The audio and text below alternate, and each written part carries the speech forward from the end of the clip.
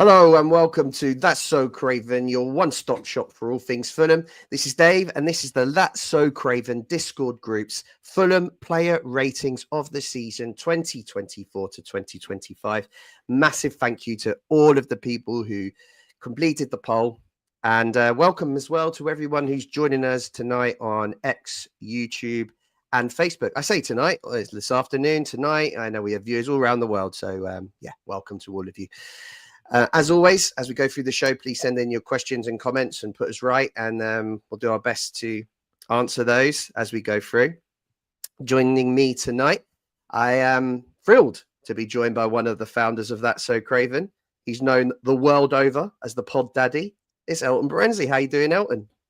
I'm very, very well. I'm really great. I'm very honored that you actually are speaking in terms of my time zone, even though you're in a completely different part of the universe. So thank you for that. I appreciate it. I appreciate the faux respect. Now let's get on to it and let's rip into each other. Oh, there's no faux respect there, I can assure you. I'm also joined by, maybe he's the That's So Craven podcaster of the year. You know, maybe we need to do some internal ratings, because this guy was recruited from the Discord page and he's just helped us out so much. He's become a staple of the That's So Craven show. So welcome to Mark. How you doing, Mark? Doing great, thanks. I'm just the exemplification of being corporate. If you just make enough noise, even if what you're saying is garbage, people will notice. And all fame is good fame. So very happy to be here and discuss some ratings. Yeah, it's quite a fun show, this one. Just kind of reflecting again. We did the postseason show last week, which was a lot of fun. And this one, we're focusing more in on the players. All right. So everyone that's logged into the Discord and completed the polls, basically giving everyone a rating between A+ and E-. It's been a lot of positivity shown in this poll, but I don't want to give too much away. I think perhaps we can just get into it. And before we started, Mark cleverly suggested that we start with perhaps the bottom and we work forward to the top. And it's quite hard to do this to poor old Vinny, but here he is in last place, scoring an E rating. Can't help but feel sorry for him now. Mark, explain this one to me. What do you think? What do you think? How did Vinny end up with an E this season? I didn't even realize you could get an E. Maybe I should have I didn't scroll down the drop down list long enough, right? So I think I gave him a D-. So not quite a fail, though perhaps we can call it a fail because we effectively paid his salary and didn't move him on when we should have moved him on. But he didn't really do much. He wasn't even part of like the vibes bit. Like at least he was doing vibe stuff during the summer, and that was quite cool. But he was just there. So yeah, it's a bit harsh, but I can't really think of any positives. So perhaps, yeah, E is where he deserves to be. Anyway, we wish him the best for the future. But I can't, it seems nice enough, but he wasn't really playing for us this season, was he? No, he had a few substitute appearances, I think. And Elton, the only player that received an E. He only, as I said, we didn't feature much, and I think that was part of it. And obviously, he moves on. We had some good times with Vinny, not lots, but there was a couple. What do you make of it? Oh, look. I mean, it would be really miserable to spend a couple of years in the squad and not have one moment that people might remember you for. And give him his due. He has a moment. It was a beautiful little nodded goal to put that one to bed at Chelsea. So I like Mark. I really struggled to even give him a score because I couldn't remember a single moment this season where he'd actually contributed, which is it's kind of weird and it's a bit tough. So in hindsight, in retrospect, in full context, maybe he's pretty fortunate to even get an E because he probably doesn't even deserve to be on the list. And not being personal, but he just hasn't contributed. I can't think of a player who's contributed less. Yeah, I mean, I think that pretty much says it all.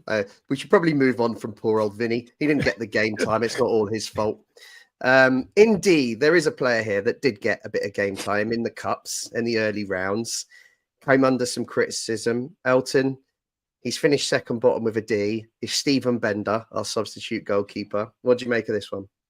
Well, you opened his description by saying there is a player here, and then carried on with to talk about Stephen Bender. And unfortunately for Stephen Bender, I think many people would debate that pretty hard, that there is a player here.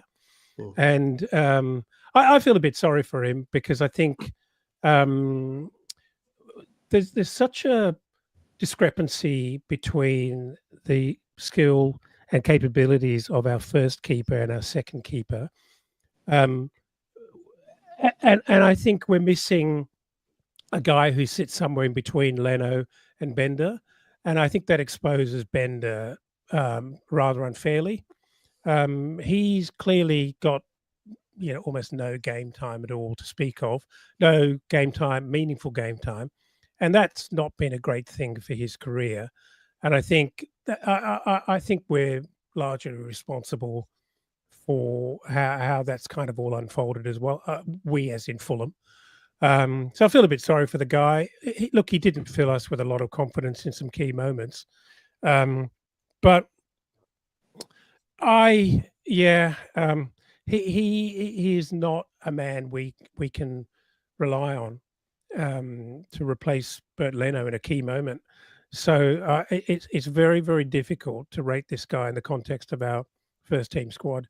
And I think if it wasn't for a real lack of business focus in this area, he'd be really lucky to make the 25. Yeah, Mark, I think whereas Vinny had a lack of game time, which possibly contributed towards his rating, do you think the Bender's rating is more of a reflection of his performances in the Cup? And just on Elton's point as well, do you think that we need to strengthen in the goalkeeping area this summer? Oh, 100% we need to strengthen. And look, Chelsea have goalkeepers coming out of their ears, so surely we can pick one up for a bargain price there. I'm thinking Petrovic, but they have like 7 others. Bender, I want to fight his corner a little bit, which is unusual because I do think he's absolutely not ready. He pulled off some saves during the Cup games, but at the same time, to let in 16 out of 17 penalties against Preston, that's really poor. I mean, yeah, that's not what we can have from our backup goalkeeper. What I would like for him is a loan to a championship side, but like a really crap one. And why a really crap one is because his goal is going to get peppered, right? And I think this is how Nick Pope came good. He wasn't in the championship side, obviously. He was at Burnley. But he was at Burnley for a while, and he really kept them out of relegation season after season. And I think when you put a keeper in that situation, at least one season, but they're constantly getting shots at goal, then I think they're gonna sink or swim, right? So that's what I'd like for Bender. But to be frank, yeah, D.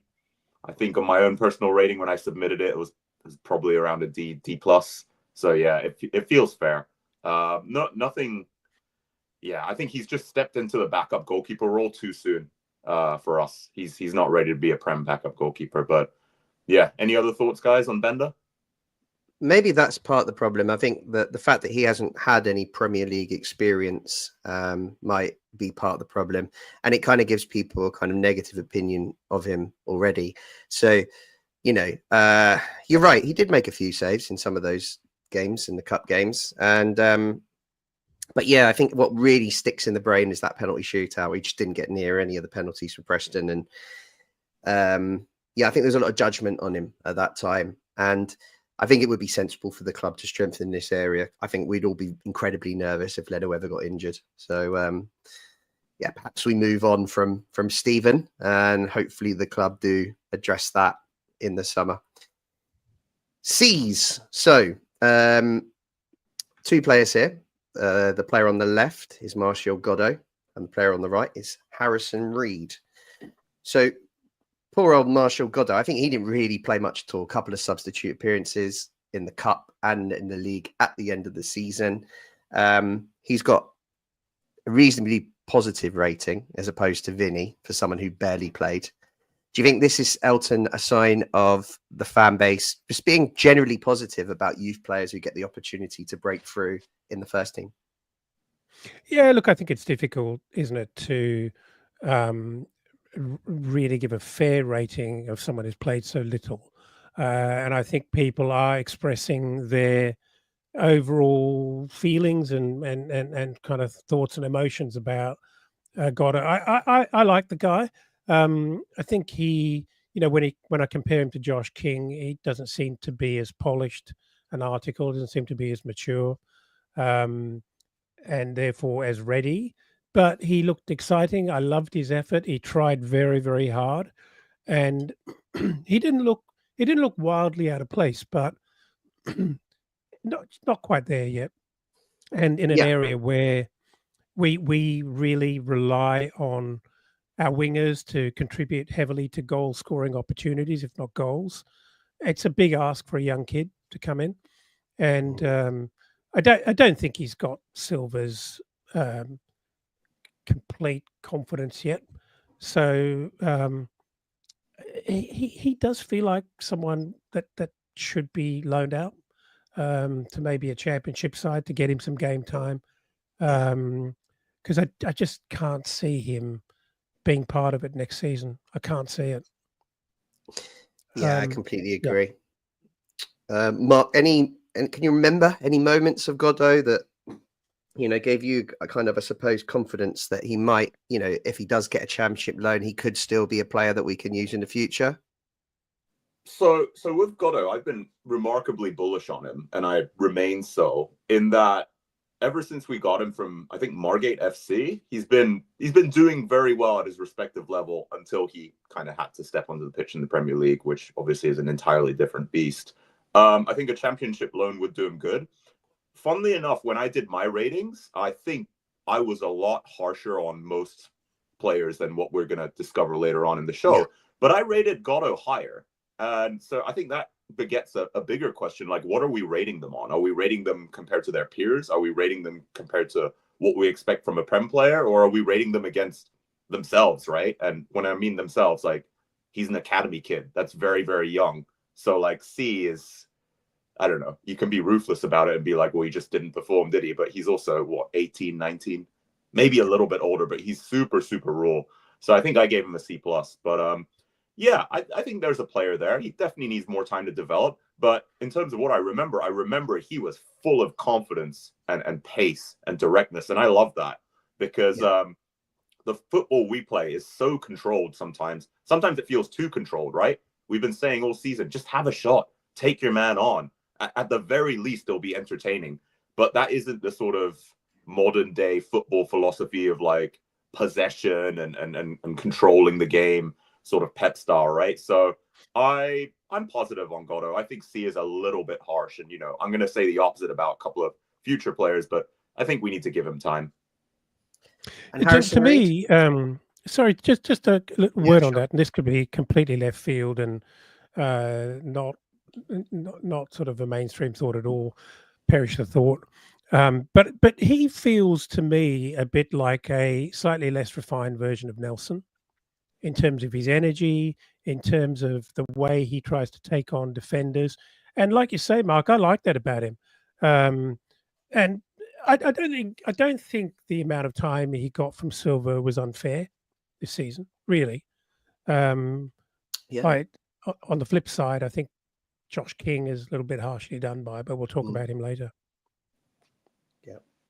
And Harrison Reed, guys, didn't feature. Obviously had a big injury in the middle of the season, limited appearances. When he did play, it felt like it felt like he wasn't quite up to speed. And it seemed a bit like, to me, a bit of a drop down from the players that we replaced him with. So like the Berges and the Lukic, it felt like an area that we need to strengthen.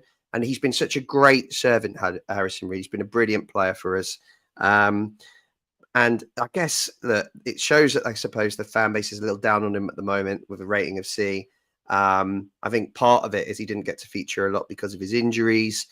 How do you feel about this rating, Elton, for Harrison? And, do you think that this might be the last time we see Harrison Reed in a Fulham shirt? I think I can't believe that the Fulham fan base has turned on Harrison Reed. I think he's a favourite. I think he's well appreciated. He's certainly even last season, I think he made a decent contribution whilst he didn't start many games. He's really been hampered by injury, so he hasn't had a big impact. I also think that just in terms of the chemistry and the mix between Berger and Lukic and him as a backup, I think he struggled physically to play the role. Just size-wise, height-wise, he struggled to be a really good option when we were in trouble or we needed to manage a game out. He always looked a little bit light coming on, and we were reliant on him being a bit of a terrier and breaking up play, but it just didn't feel like he was imposing enough. And I think that's as much. Interestingly, it didn't feel like as big a problem when we had Chaupolinia, if he ever had to play alongside of him. But I just think the mix of players we've got in these positions at the moment hasn't really fallen in his favour. He had a nasty injury, and I think he did struggle to come back and really find form quickly. And so it really hasn't been a great season for him at all. Most of it not his fault. But if it is the last time we've seen him, I really, really wish him well. And I'm sure all of us feel the same way about him. He seems like a really good lad, and he seems like a manager's favourite because I think he's a real trier and someone who's highly, highly dependable. Yeah, Mark, your views on Mr. Reed? Yeah, I mean, I'm pretty much just going to echo what Elton said. Great comment from Steve Reynolds, by the way, saying Reed to Burnley, possible reunion with Scott Parker, right? Because Elton's right. He does try really hard, right? I think that's why he's got the nickname The Engine or something like that, a little engine emoji on Instagram, because he just keeps running. But he is a little light and he is a little scrappy. And with no disrespect to Reedy, because he has been such a great servant, I feel like maybe we've evolved beyond that in terms of the type of football we play, right? And we want to be a bit more possession heavy. We want to be a bit more attacking. And maybe that's just not the qualities that Reedy brings. But I also want to mention that he is one of those leaders in the dressing room, and he's always had positive energy. So I think the loss of Reedy is going to perhaps cut deeper than some fans realize. I've always liked him almost to try for captain.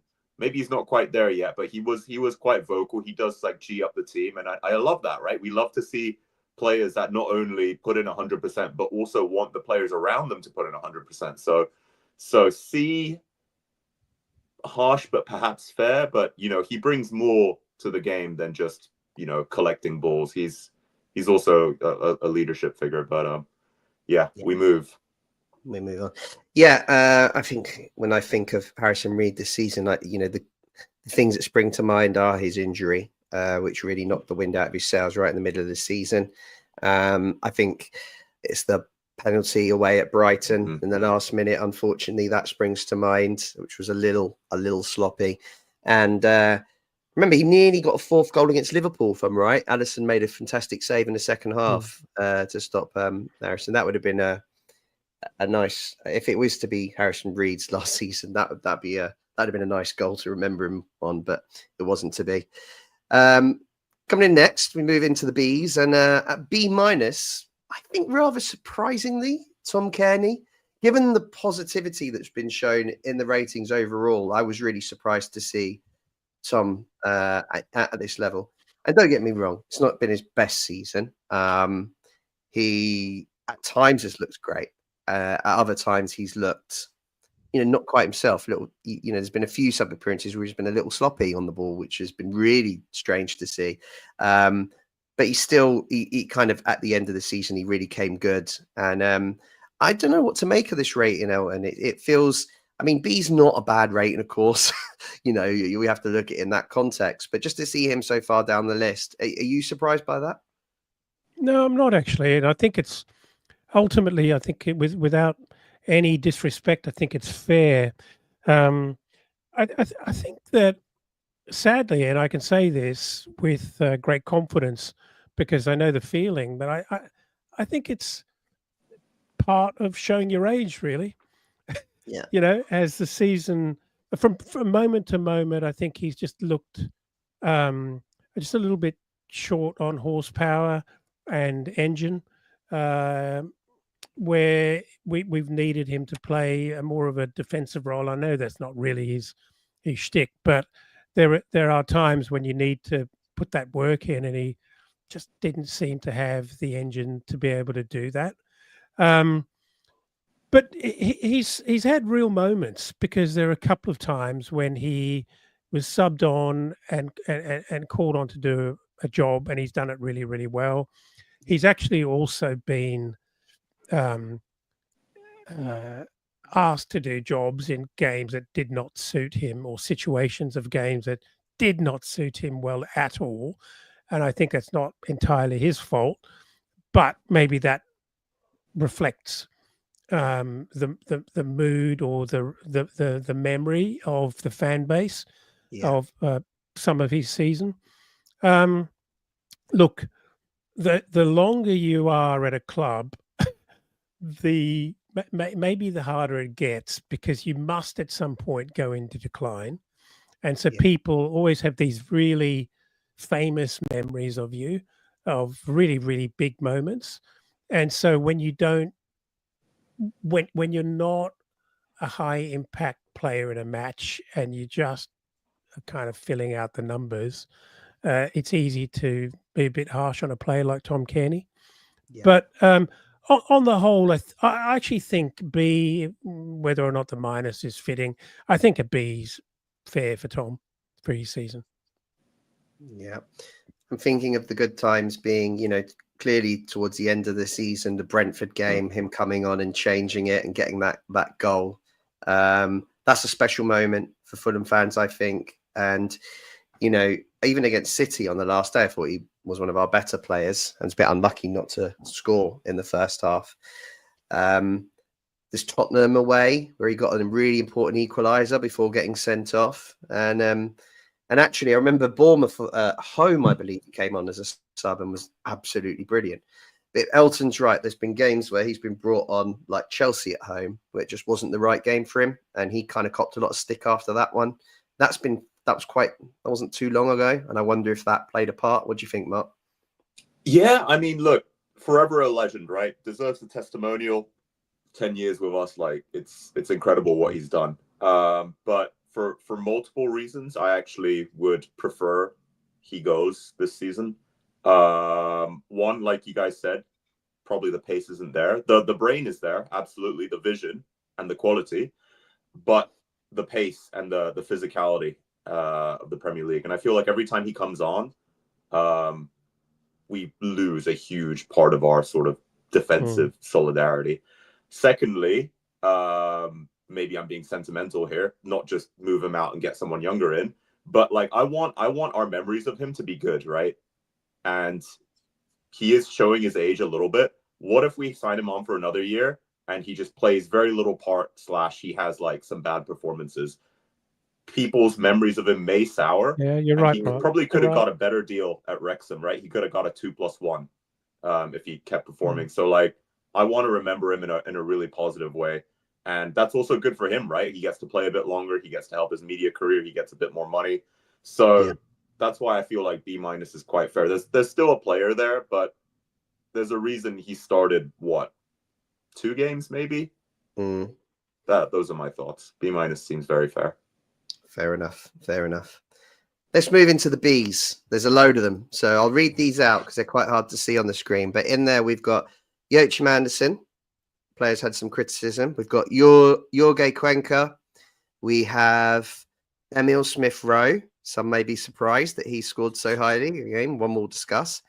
Raul Jimenez, Harry Wilson, Adama Traore, Reece Nelson, and Willian.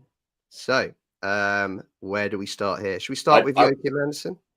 Can I bump in real quick? I see one imposter on this list, and I wonder if we will agree it's the same. Or maybe you guys see multiple imposters, but I'll mention my imposter towards the end. Yeah, but please. Let's start with Andersen. Sure. No. Who's the imposter? We're all bated breath now. Oh, for me, it's got to be Willian. A B for 0 goals, 0 assists. Oh, really? you were in bad company to be throwing that out there because Mr. Elton Verrey I'm holding him back right now. This is right. Elton, step in. A B? No, but from the Willian we had 2 years ago, even the Willian we had last season. Come on. You described it perfectly when you mentioned that these little moments, whether they be good or very bad, live long in the memory, right? And those moments, when we were just talking about Tom Cairney, Tom Cairney had really quite a lot of minutes this season, and he had a couple of moments late in the season where things didn't work out very well for him, and that's the stuff you remember.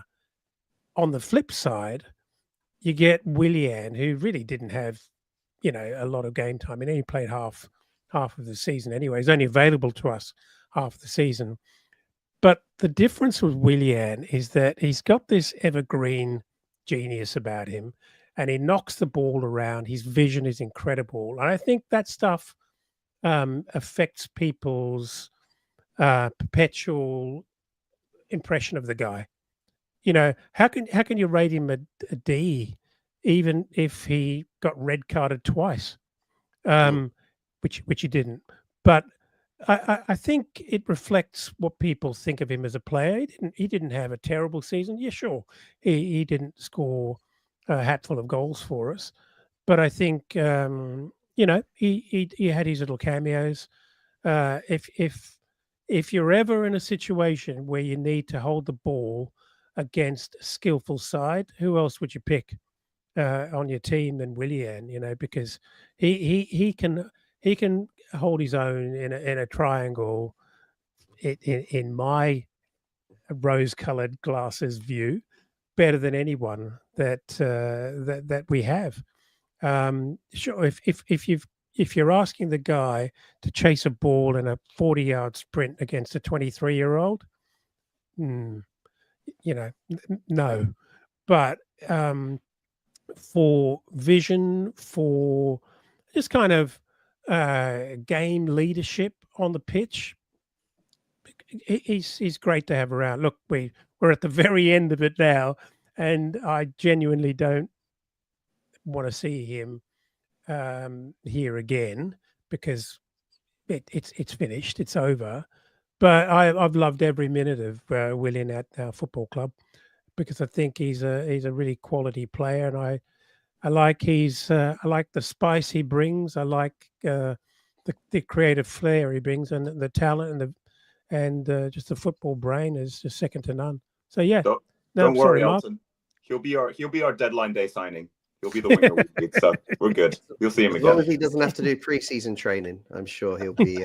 He might not live through that. He'll always be an option. So there's already some controversy here.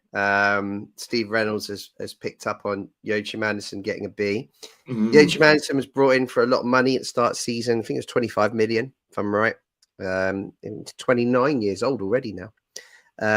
So we were all quite excited. I remember doing a pod with Elton and Jack when we signed Joachim Andersen. We were all absolutely buzzing. Yeah. We all remembered what his performances in that relegation season where he was one of the bright lights, and to get him back and to partner him with Bassi, we just felt really confident. It started well, Elton. I think up until his injury, I think it looked like we were getting the player we all remembered, and then he came back from that injury and it just wasn't quite the same. And I think personally he got better towards the end of the season, especially defensively, but he copped a lot of stick. I mean, what do you make of the B rating? Do you think that's fair, or do you think that it's a little high? I think I'm fine with the B. I think that's where he sits. Um, I'm not a hater of Joachim Anderson. I think I'm very happy that we bought him. I think we bought him for a fair amount. His wages are high, obviously, so I think that draws some heat and attention when the form isn't great. I do think his injury played a really big part in the change of his form, as we discussed many times, or we mused many times on pods. I think Kenny Tete's injury is a big factor in the downturn of his season or his output. I think he needed a different kind of a player at right back to partner with him, and not to speak ill of Timmy Castagne's season, but I just don't think that's a match or marriage or partnership made in heaven at all for what we want from Anderson. And I know there's another element to his game which has sort of attracted a lot of disappointing groans, and that's his long ball passing. But if we remember a couple of weeks ago, someone shared some stats about Anderson's long ball passing, and he was by far the most effective long ball passer in the Premier League. I think the truth of the matter was that he attempted many more than were actually successful, and perhaps many people remember how many of those long balls just didn't come off and probably created some annoying turnovers as well. So I'm still a believer. I'm happy with the B. I'm happy that he's with us at the club. I'd actually, and I've said this before, I'd like to see him with the captain's armband, because I think there's a leader in there. I like seeing a leader in either defensive midfield or in defence, because when you're a mid-table club, you're always part of the game. And I think we could see and unleash a lot more from Anderson if we gave him some more responsibility. That's my view. He also came, we all saw that his long balls when he came back from injury weren't quite as on point as they normally were and what we were used to. But in terms of at the end of the season, there was a few statistics came out that showed that he actually played the most forward passes from centre back. He was in the top 5 in Europe actually at bringing the ball out, and maybe we didn't acknowledge those that enough. And actually, I thought his defensive work towards the end was good, but no doubt there was a period in between where his form was poor. And I think what made it worse was that Issa Diop was playing quite well and had to step aside to allow Anderson in. And I think there's a bit of resentment around that. Do you think that's part of, why Anderson's been vilified a bit, Mark, is because Issa Diop didn't really seem to do a lot wrong to lose his place? Yeah, that's definitely something we discussed in previous pods, and they bring different elements, right? And Diop is probably the more traditional, no nonsense, like physical center back, and Anderson, we bring him out for those lovely balls that he can like loft over and hit a winger with, which pre-injury, I think he was flirting between a B+ and an A- pre-injury, right? And then he had that injury, and he was I don't want to say the word horrific, but he was noticeably poorer for the next couple of games. And yeah, Diop, we haven't seen him yet, so obviously he's done pretty well on our ratings, but he has a right to feel aggrieved, and that's a little bit. We'll discuss Diop when we get to Diop, but I do feel for him when you're like, well, I haven't done anything wrong, and you're still picking the other guy over me. But that's why Silva's the manager, right? Because he can see these things, and he probably has a whole team of guys helping him with the stats that point out that Anderson is an integral part of moving the ball to different parts of the pitch that it needs to get to for us to start an attack. But yeah, B feels fair. I still think he has upside. He is a leader, like you guys said. He also knows how to play dirty, which I love. I wish we had a bit more of that, right? He's got that sort of like McGinn sort of dark arts, Steph Johansson as well. Like we need to use that cleverly to make sure we stop attacks. So I think there's more to come from Anderson. He is a little bit older, but yeah, B is good. B is fair. Oh, and I'm going to throw a load of the other players at you, right? And just pick out any thoughts that you have. So we've got George Cuenca on here, who is obviously a new signing, had limited games, but clearly people think he performed well when he was given a chance. I'd concur with that. Yeah. Yep. You've got Reece Nelson, again, who missed the second half of the season through injury, but did enough to kind of, pre-injury to get a B rating from the fan base. Actually, let's just start with those two, because they were both players that were brought in the summer. Are you happy with those ratings for those two? I think for me, Cuenca didn't put a foot wrong. I thought he was really good, actually. He didn't get a lot of opportunities, but every single opportunity he had, he looked very much in place, or he looked like he belonged, should I say. And whereas I'd say Nelson looked exciting. He looked exciting, but his end product wasn't there. So you had this flurry from him, but I don't remember him being. Yeah, my memory may be fading and not being helpful here, but I don't remember him being part of many assists. So he kind of flattered to deceive in terms of activity levels and excitement levels, but he wasn't the full package. But Cuenca, by comparison, I think was incredibly assured on the ball, very, very calm. He's very good with the ball at his feet, and for a young guy, seems to have really good football IQ as well. I like him a lot, and I've seen some rumblings about him possibly being targeted by other clubs. I hope that's not true. I hope we see fit to keep him around, because I think he's a really good talent. Yeah, no, for sure. I'm with you completely for what it's worth, Elton. I think Cuenca deserves that rating. I hope we see more of him next year, although not at the expense of Bassi. We just need to figure out how we can manage two players of that quality. Reece Nelson, I think, was very exciting on the ball, but I have questions over his end product and his injuries, which is probably the reason why I would opt against signing him if I was the club. But, people obviously appreciated him to give him such a strong rating, considering he only played half the season, which I thought was quite interesting. Mark, welcome to comment on them, but I'm also going to throw a couple other players your way as well. I'm going to throw in Harry Wilson into the mix, who's come with a B. And I'm going to throw in Adama Traore, right? So these are two players that play the same sides on the right wing. Harry Wilson's been part of some of the best moments of the season, I'd say, because he's been involved in a lot of derby goals. He's had injuries too. He's had a period where he wasn't even involved in the side at the start. But how do you feel about his rating? And then on Adama, I'm going to say he's got a B. 7 assists Adama got. Is he slightly underrated and maybe even a little underappreciated by the fan base? What's your view on those two?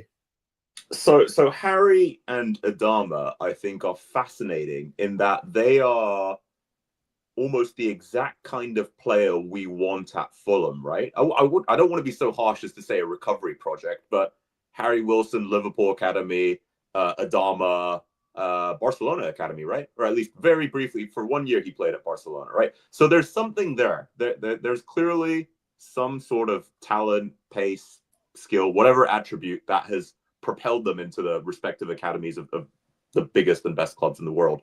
But the end product, at least in Adama's case, wasn't there. Harry's given us some really great moments. But yeah, 7 assists for Adama. He does get to the byline. He does swing those crosses in. I wonder how much of it is Silva telling him to play that way.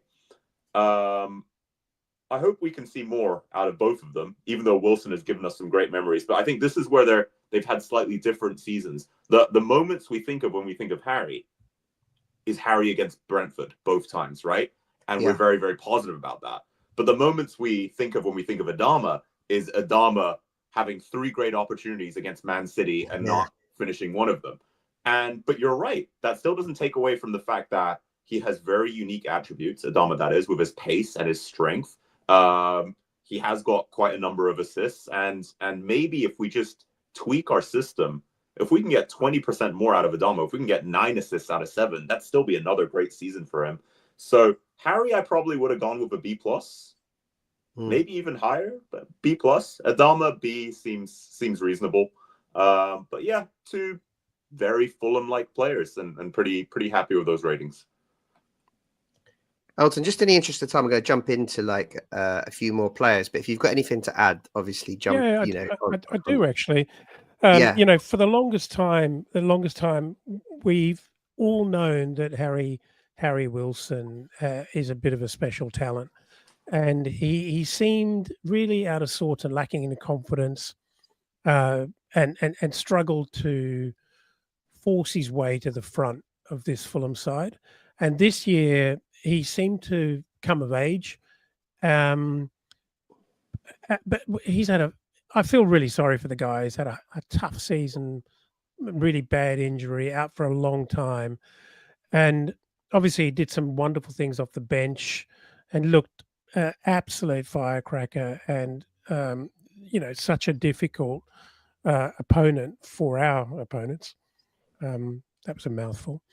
But I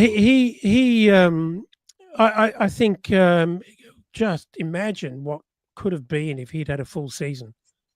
Just imagine, because he actually, after what I thought was incredible was how well he bounced back after a really, really long period out.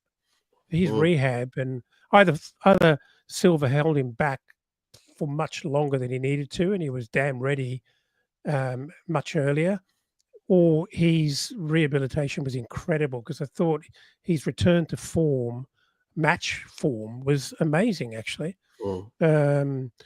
So you know, I hope to see Harry Wilson around for some time, because I think he's actually really coming of age, and I think there's a confidence there. I'd love to see him let loose in a more central role, because we know he can do that. And boy, are we missing some quality there. And you know, when we come to talk about what's happening up front, you know, we've talked about this before, that we think he could potentially be a decent partner for our number 9 as well. Adama, I still had this overriding feeling of frustration, but you've got to look at the stats, and I do remember a number of very good crosses and very, very good assists from the guy. And so maybe I always expect too much. I always expect sort of cheat mode from him, and we haven't seen much of that. We haven't seen much of the exciting ball over the top, Adama running onto it and taking on 3 or 4 players this season. He's played a bit more of a conventional role, which sometimes worked. He's either hit or miss. He's either really on for little periods in a game, or not at all. So there's a remaining frustration, but overall, I think a B's fair. Yeah, I think that's fair too. Another player I think a B is fair on is Raul Jimenez. You know, top goal scorer. We get 14 goals in the end. That included 3 penalties, I think. My only issue with Raul Jimenez was that he's not Rodrigo Muniz. Yeah. And I always felt throughout the season, Rodrigo should have had more opportunities to start the game, because I felt that his attributes would have caused more issues in opposition defenses.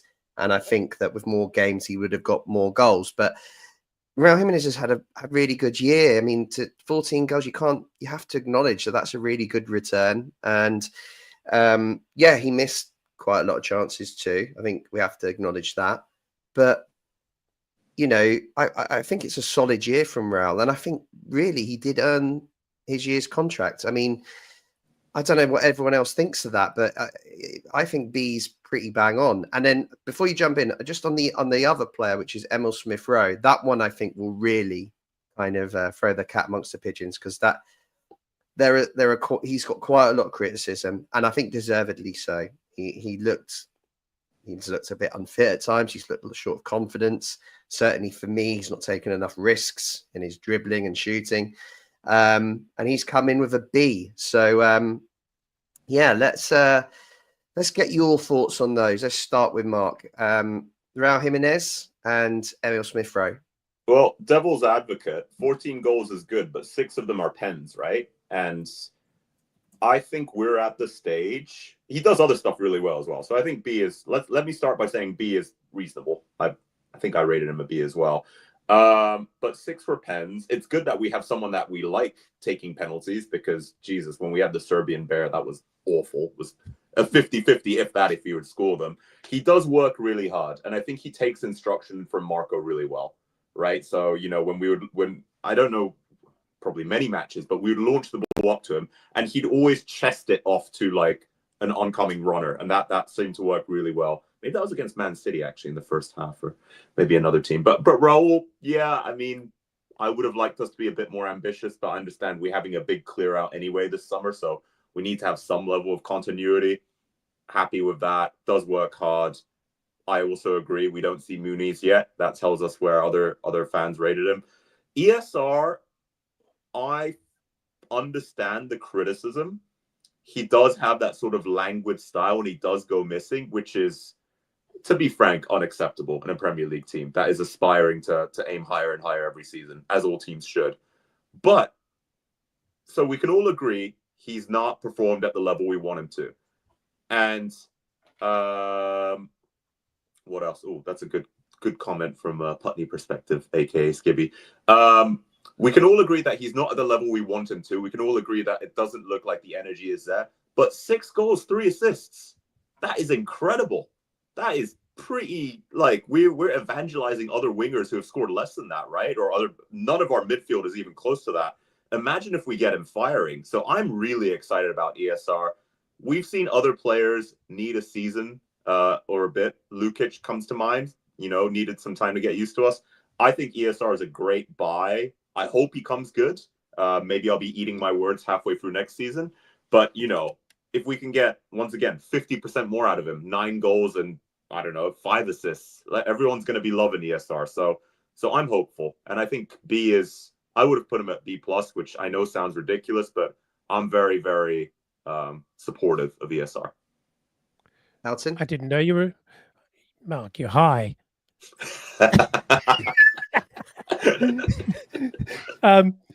Yeah, let's start with ESR. I unashamedly rated him C-, and I thought I had to think carefully about even giving him that.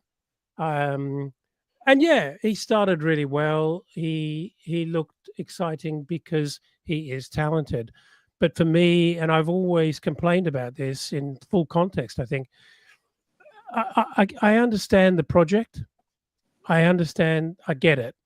But I have always felt that for the share of the budget that he took up, I think we've got a really poor return, and I'm sticking to that. For those dollars, I understand.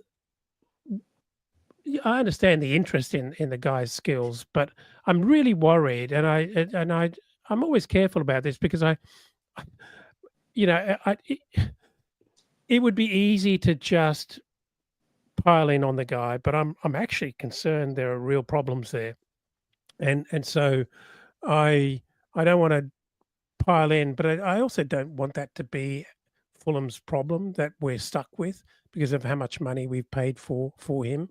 I'm just not convinced that he will come good. I really, really hope he does, because I can see the talent. God knows we really need someone to perform in that position, but I'm just not convinced that it's going to happen. And I hope I'm wrong.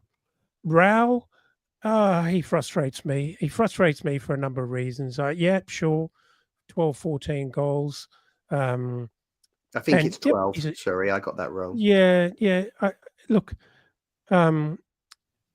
he's a good penalty taker, and you do need someone who's confident about taking penalties. So I don't want to detract too much from that, because if he had, if we managed to earn the opportunity of 15 penalties in a season and he sunk every one of them confidently, I'll take that as well, right? Because that's a job. But I am eternally frustrated with Rao. He tries to do too much sometimes when simple would be easier. To put his laces through the ball sometimes rather than trying fancy things when he feels the need to deliver. I take nothing away from his work rate, and when he drops deep to lay the ball off, he's a good contributor. But we need more than that. And in the context of this Fulham, he frustrates me that he blocks Muniz, who I thought was really emerging with some raw potential this season. And I think he's actually, I feel like he's diddled Muniz of an opportunity to actually have a run and find some form and really really move on to another level. I think he's also, it's been harsh on Muniz that Raul doesn't do well off the bench, and therefore Raul gets to start more often than not. And because Muniz does seem to be able to play that role, he's stuck with the role of being on the bench. I don't think that's great for Muni's career. I hope next season, we see something different. But I'm just not sure that Marco, if Raul is around, I can't see there being great changes in the dynamic between Raul and Muniz, and I think I'm a little unhappy with that. Yeah, I totally hope that's not true. Right, let's just in the interest of time, we'll move on to the B pluses. We've got loads of players still to talk about. Right, so in this group, if you can't see, we've got Kenny Tete, we've got Ryan Sessegnon, Issa Diop, Sander Berge, Sasa Lukic, and I think that's everyone. Yeah. So let's start with Kenny. B plus. Now, I think my biggest issue with this is not so much Kenny getting a B plus. It's I suppose I don't want to get into Timothy Castagna vs Kenny Tete just yet because we haven't seen what rating Timmy Castagna's got. But it boggles my mind how we could be talking about Kenny Tete first. That is one of the biggest anomalies I feel with the poll that we've just done. But I think Kenny. I think the injury obviously played a factor in his season that stopped him from getting an A rating. Because when I saw Kenny play this year, I thought he was maybe one of his best seasons. He was absolutely excellent. Maybe he's not doing as much going forward as he did a couple of seasons before, although he's still got a couple of assists. But defensively, I think he's as good as ever. And I'm just praying that he signs a new contract. Guys, so anyone else from this list you wanted to have comment on? So we've, as I say, I'll just repeat them again now. Kenny Tete, Ryan Sessegnon, Issa Diop, Sander Berge. Oh, I missed Andreas, which we'll have to talk about. Sasa Lukic, Josh King. God, there's a ton of people in here. Where do we start here? Well, look, let me chip in. I think Kenny's had a frustrating and really difficult season, actually. I thought he was really, really good before he got injured. Not terrible once he came back, but I think it was kind of too late. I think we really missed him because whilst Timothy Castagna had a incredible season in terms of the role he played and the pillar he held up, but any day of the week I'd pick a fit Kenny Tete to start over Timothy Castagna. And I mentioned before, I think he really affected our chemistry in our back four. and so for that reason, I missed him there. But I think B's probably about fair, because I think he just didn't play a full season. Bit harsh. I think he probably deserves an A- because I don't think he did really put a foot wrong. Issa Diop, I want to talk about him. He's a funny one.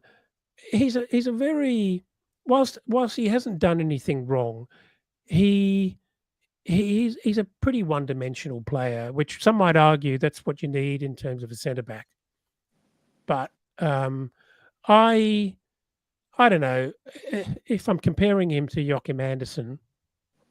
I think I'm always looking for a player that has multiple facets, and I don't see Issa Diop as a player with multiple facets. Yes, he's solid, but let's also not forget that Issa Diop is the man that is kind of famously always quoted that he always has a mistake in him. I didn't see that too many times this season. To be fair, that was more last season from him. He didn't get that many opportunities, but good for him. He's won himself a B. Josh King deserves to. Are we moving on or? No, please. Continue. Josh King, I really like this kid, and I'm a little bit frustrated that he didn't get more of an opportunity. But I think he's so exciting, and I think every crumb that Silva threw him, he absolutely took full advantage of, and I think he's done so well every time he's got an opportunity that there's no way you're keeping this kid out of the squad next year. And I think, I guess it does depend on who we happen to buy in. If we're buying in a couple of superstars, then maybe it's difficult for him. But I think he's the real deal. Sasa Lukic started off fantastically, but faded a bit towards the middle and end of the season for me. Wasn't terrible, but certainly wasn't the same level of exceptional performance that we saw in the beginning of the season, where I think everyone on this pod would have agreed that he would have been one of the first 2 or 3 names on the team sheet. So, Elton, just on that, do you think that's because at the first half of the season he played the 6, and then in the second half of the season, because Sander Berge had established himself as the 6, he was moved forward to the 8, and we didn't see the same level of impact? So do you think that's a positional thing? Part of it? Yeah, I think it is. I don't love him in the 8. He just doesn't look confident playing an attack, playing a key role in moving the ball forward and attacking. He seems much more comfortable in defense and deeper in defense. Although interestingly, I'd like to see more of Sander Berge actually carrying the ball forward as well. But yeah, I think it's a fair rating for Lukic's season, which it's a pretty good one on the whole. What do I think of the B for Berge? Yeah, look, I think he's, again, I'm very, very happy that we signed Sander Berge. I really like him as a player. I think there's more to come from him. I think we're going to see more and more from this guy. I think that the thing that sticks in my mind from the moments of frustration of Sander Berge is he probably needs to learn a few things from Joachim Andersen, and in terms of making that professional foul, shithousery. I was going to say something a bit rawer than that, but I pulled myself up. But he, I think he's a really good player. I think he's a classy player, and I think he's clearly got some attacking prowess as well. I always feel like he can do more, but he's clearly, when he reaches the edge of the box, he backs off. And I think it seems to me that he's kind of been that's part of his remit, to not overcommit and get caught out. But I think maybe if we found ourselves with a different player in the number 6 role, he might be an equally or more effective number 8. So yeah, it'd be interesting to see what we do in the midfield. but I wouldn't have thought that's a priority for us. So we're unlikely to actually add to that. And Cess, I think that's actually I think a B plus for Cess is deserved. I think he's exceeded people's expectations. I think it's a really lovely return to the club. And, he's had a few moments, a couple of stellar moments this season, particularly that goal off his right foot. Well, I think we'll remember that one for a long time. And I'm so happy that he seems to be enjoying his football. I think he's broken the shackles of being thought of as a left back, which is great. I think we're going to see more from him as well. He's still young. Yeah. I can pile in on Andreas Pereira, but I think I've talked too much already. Well, no, you've led us right to that hot topic that I think a lot of people would be waiting for. Now, let's Andreas Pereira. I've got to be honest, I'm surprised to see him there in B plus. Sorry, Skippy, I am. But I think I've learned something when I've been thinking about, I suppose people's thoughts about Andreas and why he might have scored so highly. I think I was very much. I scored him a lot lower. Okay, I think I might have even given him a D because I was very focused on his output. I was very focused on goals, 2 goals, 4 assists. I think he got. I think he was at the very bottom percentile for pass completion rate in the whole league for midfielders. Which is been a big frustration of mine. And that's without even talking about the defensive work, which we've said was an issue when he was playing in the 8 as well. And I think I got maybe a bit hung up on that and not appreciated what I think a lot of fans do, which is the hard work and the attitude, And I think if you're going to rate him on those 2 elements in isolation, he's probably an A. He's probably an A in those 2 categories. So hard work for the work he puts on the pitch and his positive attitude to running and working and just trying to work and trying to make things happen. And I think that fans appreciate that. And I think that's why he scored so highly, because I can't relate to that rating as for his output. Does that make sense, Mark? Well, like you, I am surprised to see he got a B plus, and unlike you, I am not sorry, Skibby. So he should be much lower. I think I gave him a C plus. Hard work, I see it, but I'm sorry, that's like a standard requirement, right? Like when we look at our entire team, who doesn't work hard? ESR, fine, we can say that, or he looks like he doesn't work hard. Adama switches off sometimes. Maybe 1 or 2 of our other wingers switch off sometimes. But everyone in the team works hard, right? Just because Andreas looks like he works hard, that doesn't really cut it for me. I think the interview really did him some damage. Yes, he recovered well from it. He took a bit of stick and he came out, so credit there where it's due. But for a guy that probably spent half the season in the 10 and took, 90% of all corners and free kicks, 2 goals and 4 assists is not it. And if we manage to absolutely con some team into giving us 30 million for him, that is brilliant. Now, maybe the system doesn't work in his favor, but and I'm not trying to be an Andreas hater. I see the talent is there. I'm not saying he's useless, but he's either been used wrong, which we can see when he was in the 8, and just the output isn't there. And that's why, maybe to some people's surprise, I was so bullish on ESR. ESR, with arguably a not great attitude and not great fitness, gave us 6 goals and 3 assists, versus Andreas with a great attitude. And come on, he is probably Silva's favorite player, and he got 2 goals and 4 assists. That's just not where we need to be or want to be. So I think that rating is very, very generous. Do you want to add anything to that, Aaron? I definitely do, because I probably struggle to articulate it, but and maybe I feel the need to support him because of the hate, but I feel he's maligned, and I feel he actually is unfairly, harshly considered. ESR was never asked to play in the 8, God forbid, and so to actually have opportunities in the 10, you are more likely to be part of an assist or a goal. I felt sorry for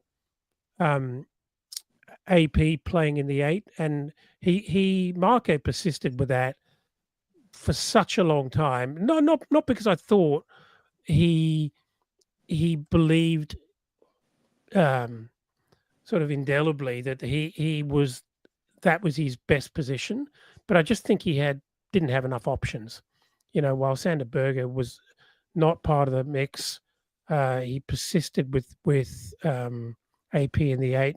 Didn't work out at all, and I think it didn't do much for his confidence.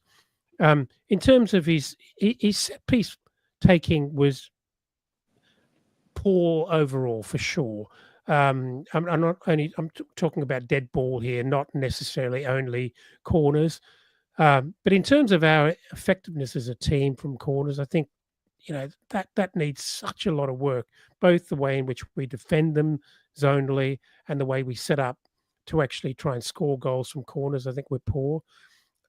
Sure, if you compare him to some of the best corner takers in the league, he's certainly not consistent enough. He's got the ability, but he's inconsistent in terms of whipping those balls in. And we also do suffer from the fact that we've got one right footer that takes corners from both sides, which is never going to be as effective as having someone who can swing the ball in from the right hand side as well and whip it in. Look, he has been inconsistent. I totally agree with you that his work rate is incredible. There's no doubting that he plays for the badge, and he's very passionate and he's vocal out there, probably a little bit too Latin from time to time. But I like him, and I'm frustrated that we don't seem to be able to get the best out of him. I actually do think probably a B- would have been fair for Andreas. C+, B- in terms of his overall season. Yeah, I think it's I think that Andreas, I think, is quite he's a bit of an enigma. He's got his haters. He's got those that defend him to the hill. Divisive, so he is always going to create an interesting rating, depending on what group of people that you speak to. I was a huge fan of his from his first season. I used to defend him loads, after that year one where I thought he was brilliant. Second season, I think his performances dipped and until quite close to the end. I remember all the Andreas fans always bring up that West Ham game where he got those 2 goals, but I think in terms of in the last season, I think we've seen a player that really struggled to adapt to a new role in the 8. And I think that was glaringly obvious in my opinion. And I think everyone was happier with the side when Berger and Lukic were playing together.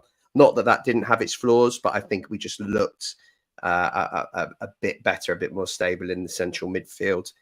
And my biggest problem really is just as I said, the amount of output in the 10. It's we're not getting enough goals and assists from him in that position. And I think a player who's 29 that still has a value like he does, it's probably a good time to cash in and look to see if we can find someone that can give us more goals. And perhaps that is ESR. If we can get him fit and get him confident, I think we need to hope it is ESR because we're invested in that guy and can't just write him off. And we're not going to get anyone to pay us back at the moment. So we've all got to pray that it is ESR as that guy to step into that role. And perhaps with the support of Josh King too, who I think also can is ready really for more opportunities in that position.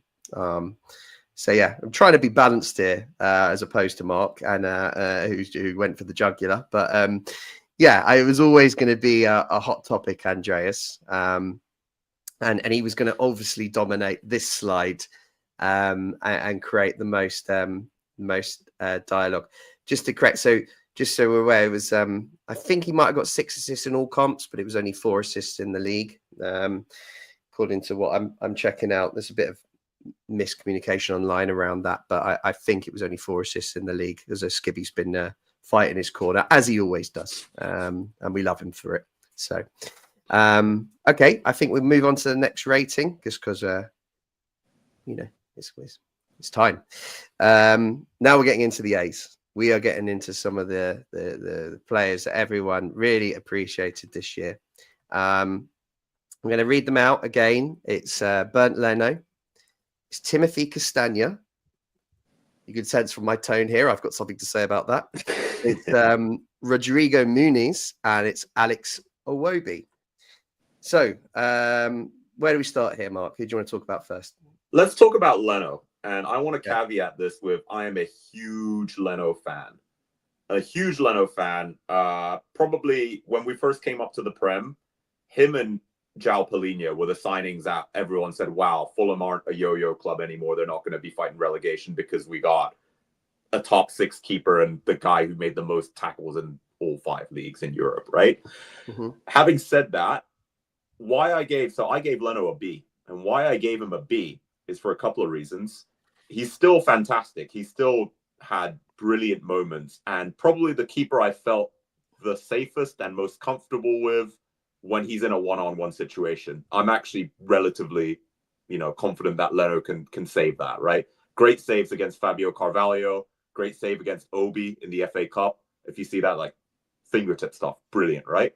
Having said that, compared to what he was like when we first signed him, I think there's been a drop-off. And this season in particular, we did some really cool stuff with some stats, but he's been pretty bad with sort of shots outside the box. And that really should be sort of bread and butter stuff for a top Prem keeper. I mock this guy endlessly. I call him Flappy Flecken, right, for Brentford. The reason why he's one of the top rated goalkeepers is because Thomas Frank plays a system where they allow opposition attackers to shoot from outside the box, because those should be statistically the lowest XG chances. And then Flecken just laps those up, right? He saves them over and over again because he's mildly competent, even though he has like wrists like limp toast. But anyway, but he saves those shots. But for some reason, Leno hasn't. And so that's why I can't really give him the A-. Maybe a B+. Feel free to disagree with me, guys. I still think he's exceptional. I still think we're very lucky to have him. And we've absolutely done one on Arsenal because we got him for a handshake and a bag of crisps. But this is not, in my opinion, the same Leno as last season or 2 seasons ago. And he's got to be doing much better from outside the box. Well, I'm not sure I entirely agree with this, because I think there's outside the box and there's worldies from outside the box. And we've been on the receiving end of a few of those. I actually think Leno and the keeper in general, particularly when you've got a very reliable, a reliable keeper, you kind of tend to forget the work he does, the points he actually saves you, the games he keeps you in, and the moments that tend to kind of I guess they're forgotten, and you sort of look at. I think what I'm trying to say is, I think a lot of the times in these sort of rating polls is that people look at a player and rate them relative to how they believe the player should perform across the season. If they've had a slightly off season, then they probably get rated harsher than some other player might get rated. And I think Leno's falls into that category, a bit similar to Anderson in my head. There are a couple of moments this season where Leno made a couple of real clanger mistakes that you just wouldn't expect of Leno. And I can't remember exactly who it was on, but late in the season, that one where he goes to his left and the ball kind of goes underneath him. And it's hard to understand what happened there, because he looked like he totally misjudged it, and very, very unlike Leno. I don't know. I actually think overall, I think he's had a great season. I actually I rated him A-. So I'm happy to see that the majority of the 10,500 people who voted in the poll actually agree with me. So, yeah, that's good. Feel warm about that. Yeah. Been validated. Was it 11,000? Yeah, validated is the right word. Yeah, I'm going to have to go with Mark on it. I think just because Leno has such high standards, and we've seen those over the last couple of years, and this year, I think people hate the XG argument, and I'm not going to lean into it too much, but he was certainly at the top of the list of goalkeepers that let in. Suppose the lowest XG chance long shots. Well, mouthful that is. Basically letting a lot of goals from long range that perhaps he should have done a little bit better with. I think is one of the arguments.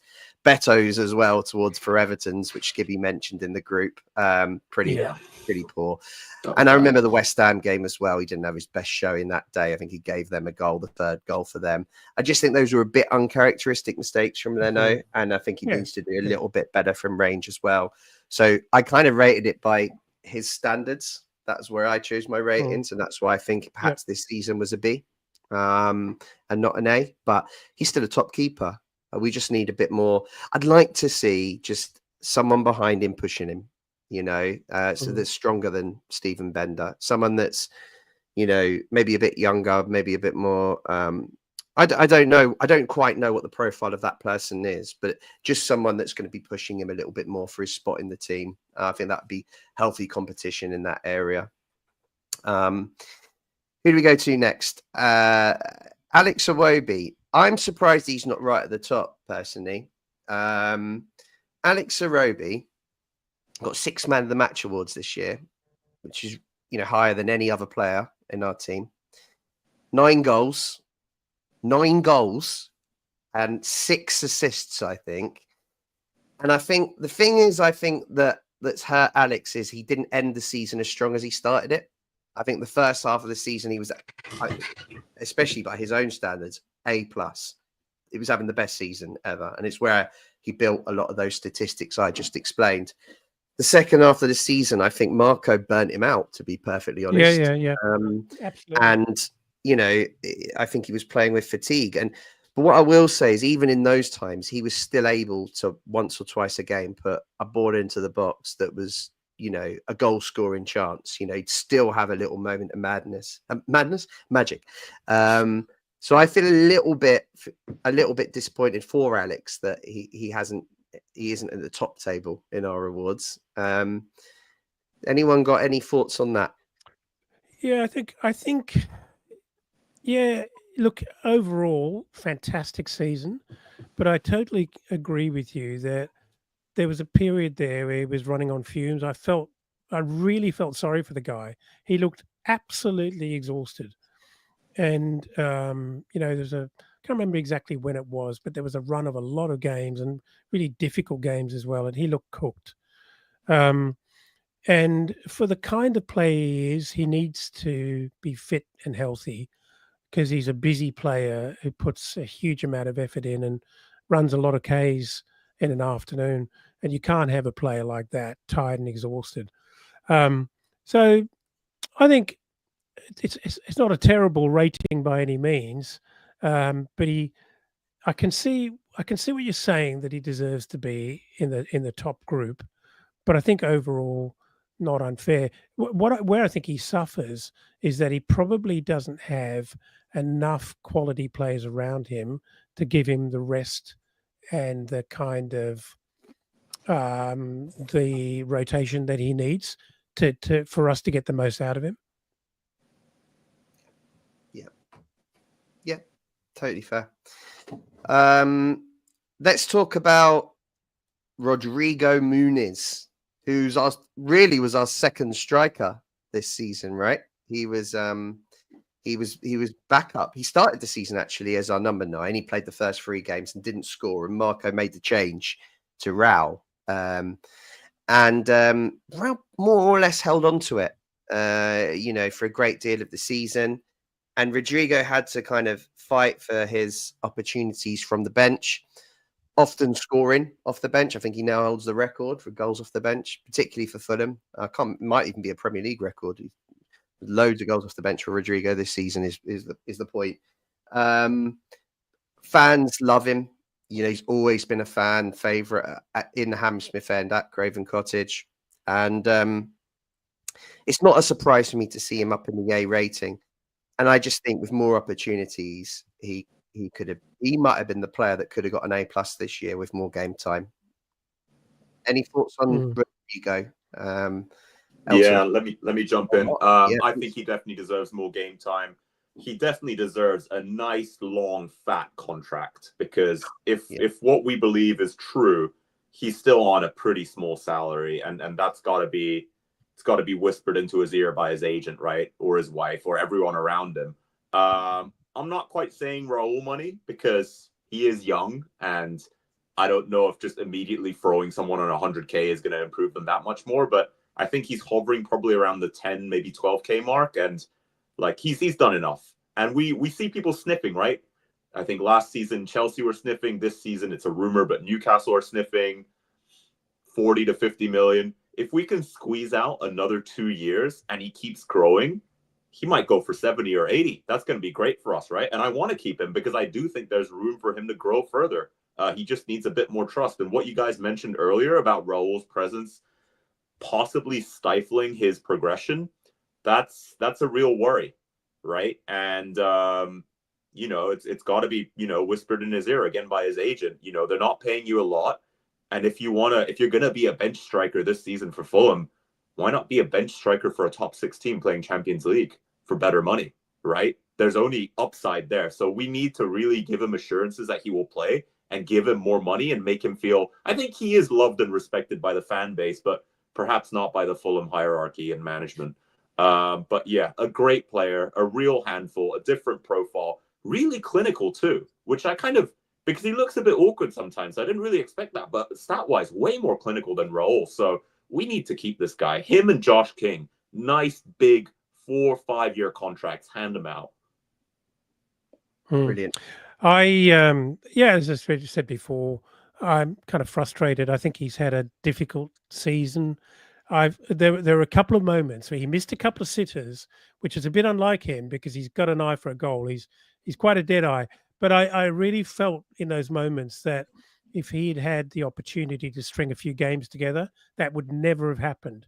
It was really, I think it reflected the fact that he was just not getting enough time, not his quality.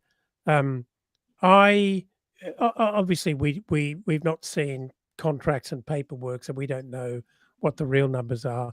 But if he truly is on 8, 10, 12 grand a week, as he's rumored to be on, I think that's a piss take and it's poor business, because I think he'd have every right to feel quite aggrieved relative to other players in the squad in terms of his contribution. And, it wouldn't be out of place for him to be on 4 to 5 times that in the context of this squad. And I hope they do the right thing by him. Give him a longer contract and pay him a lot more money, and back him to be the key striker. And if Raul can't do it off the bench, well, so be it. But back your key guy who's likely to actually push on if given the same number of opportunities, the same amount of minutes, the same amount of opportunity to grow into a game starting. I think he's got to be back. The time's come. You've got to back the guy. Yeah, couldn't agree more. And as Colm said, that he is part of the Brazilian clique, and that's starting to fall apart now with Willian leaving, and lots of rumors about AP maybe moving on. I think so that's important that we keep him happy. Right, Timothy Castagne. So, it blows my mind how he can be above Kenny Tete in the list, considering that Tete played more games in the first instance. But I think it was an interesting season for Timothy Castagne because he was first choice last season. This season, Kenny started pre-season and kind of held his place because he was just playing at such a high level that you just couldn't drop him. And it took an injury for Timmy to come in and get his chance, kind of around the middle of the season, if I remember right. And I think I thought most people could see there was a bit of a drop off in level when Timmy came in. you mentioned it earlier alongside Anderson. You think Anderson struggled, Elton, but I think genuinely there was a few times where I thought Timmy didn't look the player he was the year before. I think in hindsight, we've learned that he looks like he might have been playing with an injury all that time. And I think that, tremendous amount of respect for him if he did, because, to him to have to play through that and play, consistently over the period that Kenny was out with a knock, what a great pro if that was the case. And maybe that contributed towards such a high rating. But I do think that's a bit of an anomaly in this particular poll, that he's come out ahead of Kenny, who I think is a player on another level to Timmy. And that's not saying Timmy's a bad player. I just rate Kenny that highly. Any thoughts on that, guys? Have anyone got an argument as to why Timmy might be higher? Well, I think you're right. I totally agree that if you reworded your poll as the Fan Appreciation Awards, then Tim deserves a high A, because I think he manfully held down that position with absolute. I mean, there's a massive hole behind him. If he copped an injury after Kenny had an injury, we would have been in deep shit, absolutely deep shit. So if he played through that season with an injury, then absolute props to the guy. Like, that is a stellar effort. And I don't think I'm not saying he had a bad season, but I'm with you. Kenny Tete is a next level player as far as I'm concerned. He's exciting one-on-one. I love to see Kenny Tete against the top 3 or 4 sides and really take those wingers on and match them. He's exciting. He's smart. He's gutsy. He stands his ground. And he's a very different player to Castagna. So yeah, I think if he gets his A, he gets his A minus for appreciation, as far as I'm concerned. Mark? Nothing further from me. I think you guys said it all. It's difficult to strip the emotion out, right? Because I think he did really give it his all.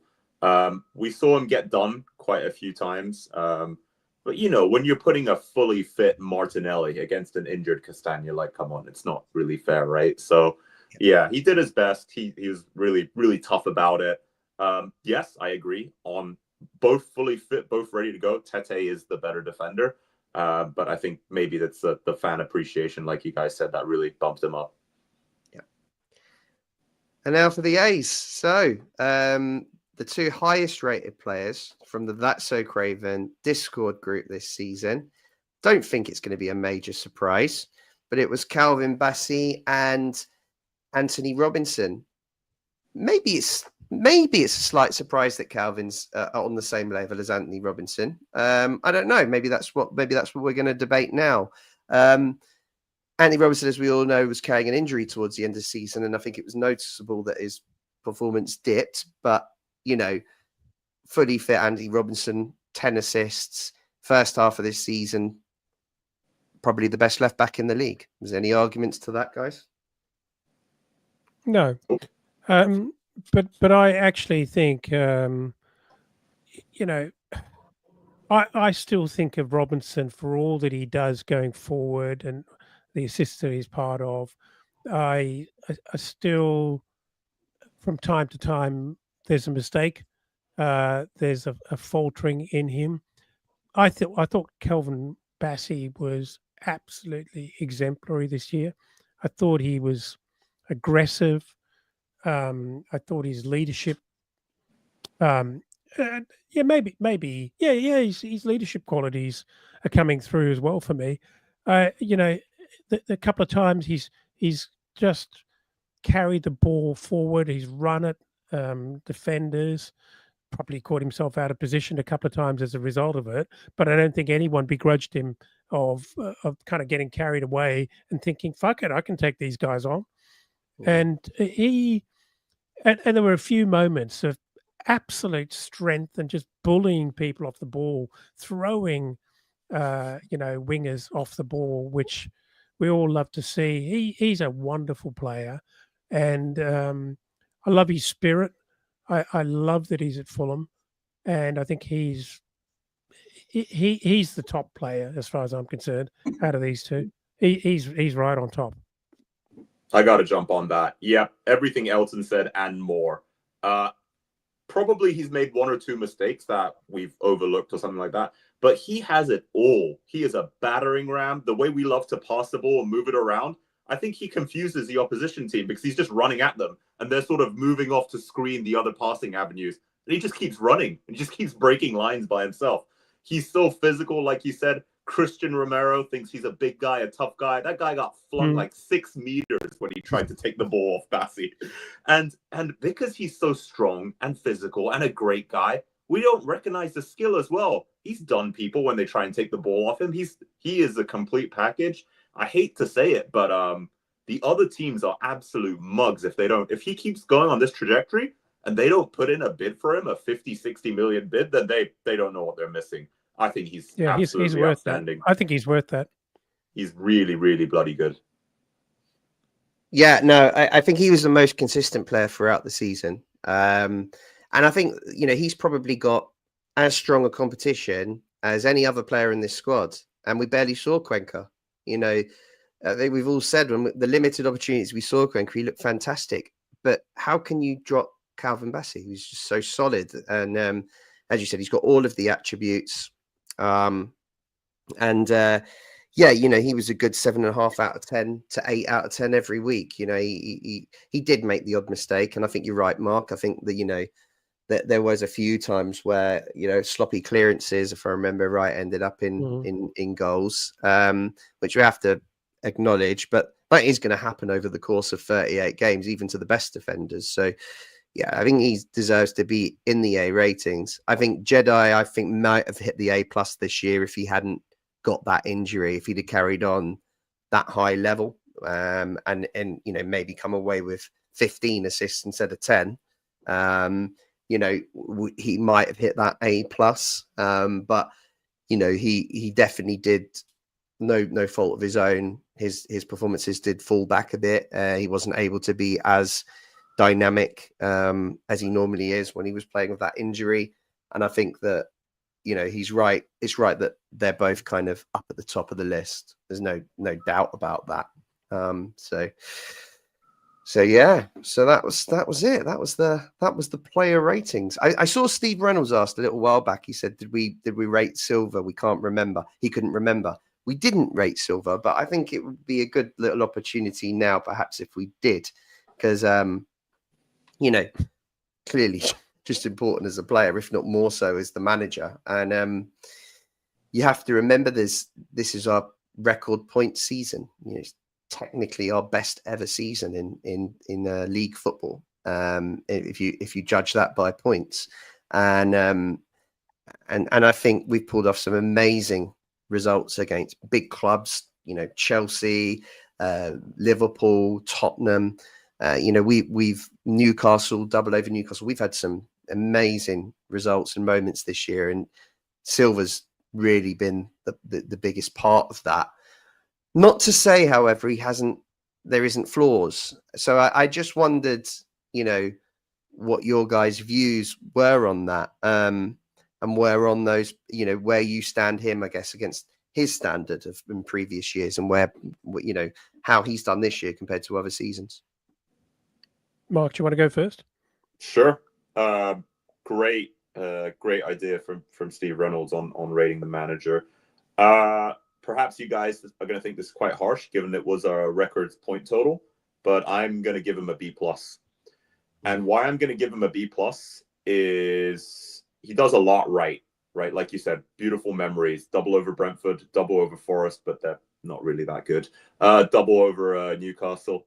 And famous wins against Chelsea and Liverpool. Held Arsenal as well, 1-1. So we've done well there. Now, my reasons why I can't give him an A is the substitutions have gotten better, but they're not always on point, right? For every time we've had a great substitution and we've come back and won a game being behind, we've also thrown away many leads.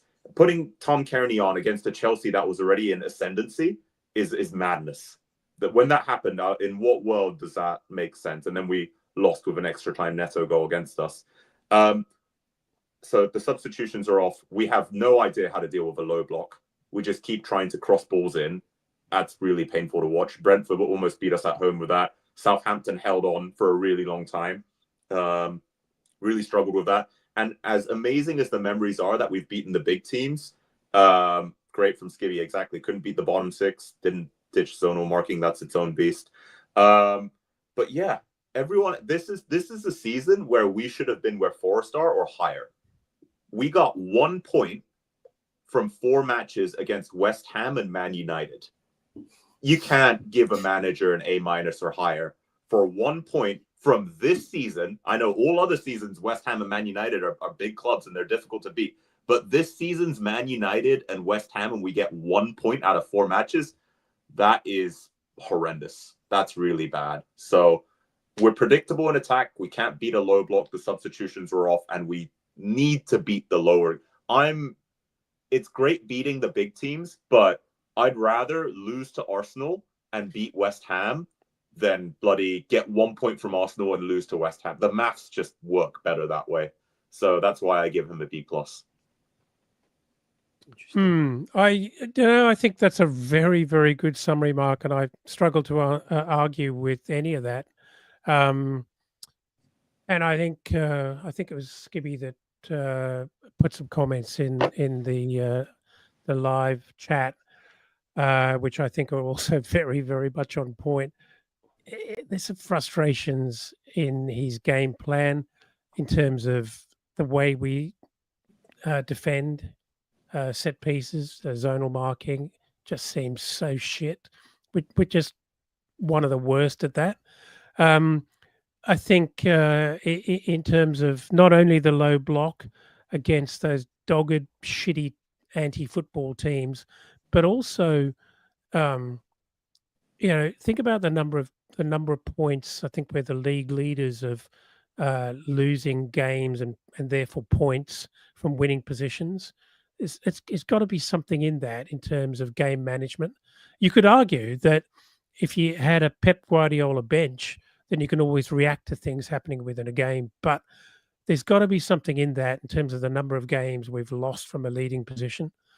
And I think Silva either has to, it can't be the starting 11 because you've scored a goal in those situations, but then somehow you lose it and don't have the ability to fight back. So is that a preparation? Is it a squad mentality? Is that, I don't know what that is, but I can never talk about Marco Silva without discussing what I think is the greater problem, and that Marco, unlike players who we can always rate to their potential, I think Marco's potential as a manager is capped and bookended by the resources that he's given as a manager, and therefore the ownership of the club. And Dave, I love to butt heads with Dave on this one because Dave always comments on the actual dollars spent by our owners, which is generous compared to the amount of money I spend every year on football players. But in terms of Premier League and what it is to own a Premier League club and have a vision and have an ambition to be a top Premier League club, I think Silva. I think Silva actually is a manager that needs more resources, because I see Silva. If my one wish for Silva, New Year's wish for Silva, New Season wish for Silva, is that I want him to be braver, because I think he digs in. He has a plan A, sticks to plan A. He backs guys like Raul, which I think is very conservative. I think he's smarter than that. I think he's got the tactics, but I don't think he has the confidence or belief. And in order to be braver, I think he needs more resources. I just think he needs a better squad to bring out the best in Marco Silva.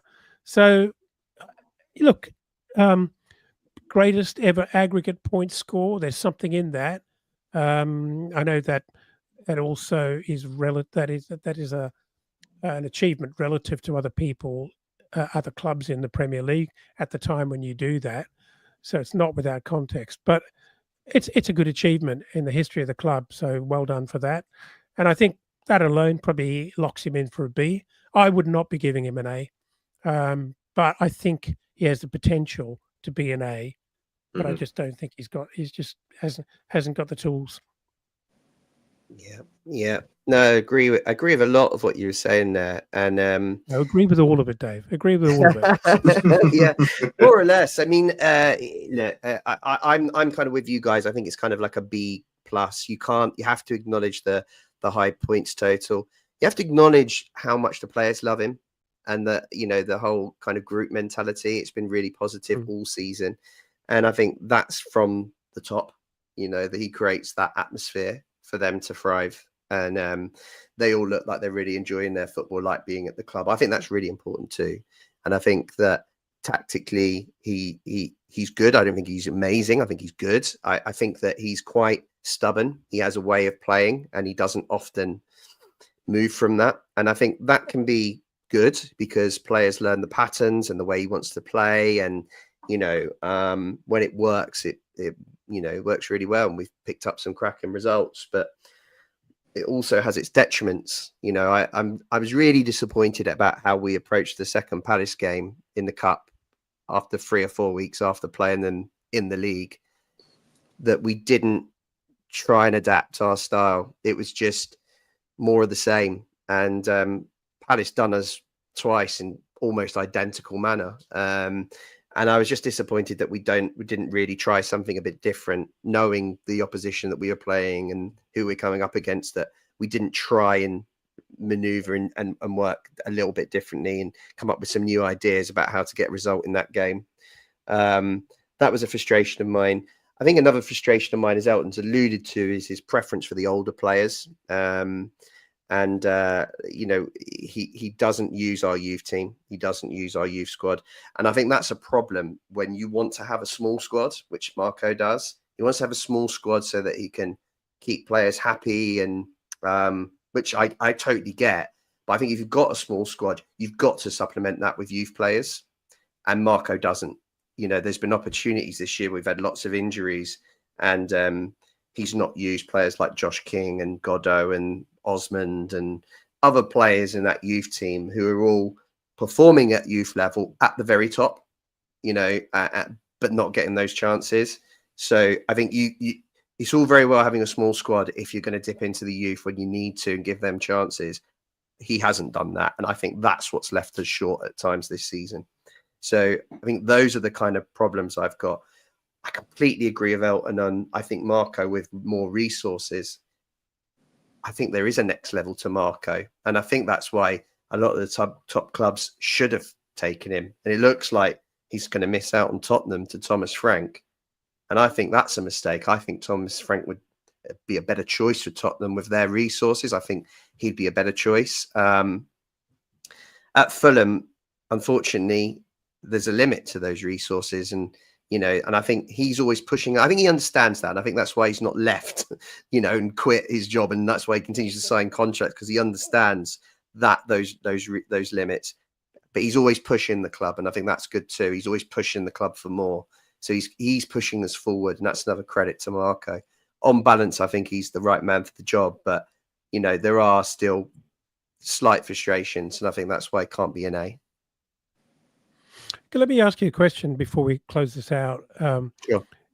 We're in the window at the moment, and it's absolutely not certain that Silva stays. We could still wake up one morning and find ourselves without Marco Silva. If he were to leave, who would you want to replace him with? I tell you the profile. I mean, I think we need to move away from Marco's insistence on kind of, experienced Premier League players that cost a lot of money, have no sell-on potential in future because they'll be too old, and, are on top wages. I think we've got enough of those now. I think I'd like I think what would be better for our club and more sustainable for our club is a manager that will, not saying completely go the other way. I'm not talking about revolution here, but add to the mix some younger players that we can perhaps develop and sell on in a few years for bigger fees, because we need that income. And also use some of these youth players that are coming through. I think that would be the profile.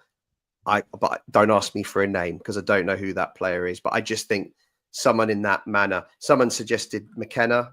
It was actually Skibby. I knew that would be Skibby. I knew that would be. You know, I don't know. I haven't watched them enough, but I just know the profile, but I don't know who the person is.